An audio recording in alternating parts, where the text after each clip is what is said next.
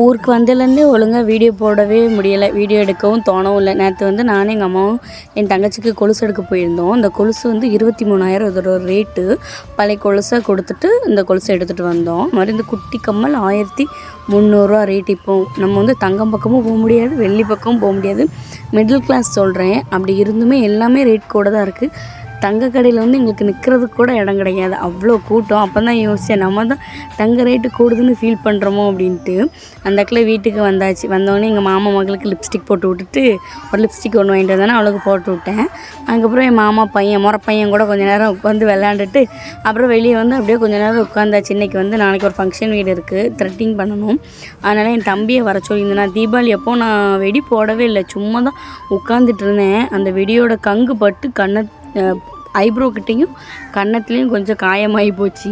என் தம்பியை வர சொல்லியிருந்தேன்னா அவன் வந்தோடனே நானும் அவனு போய் பேட்டையில் போயிட்டு த்ரெட் பண்ணிட்டு வந்தாச்சு. எங்கள் அம்மா வந்த உடனே கப்பக்கிழங்கு வச்சுருந்துச்சா அதையும் சாப்பிட்டுட்டு அப்படியே சும்மா வாய் பார்த்துட்டு இருந்தோம்.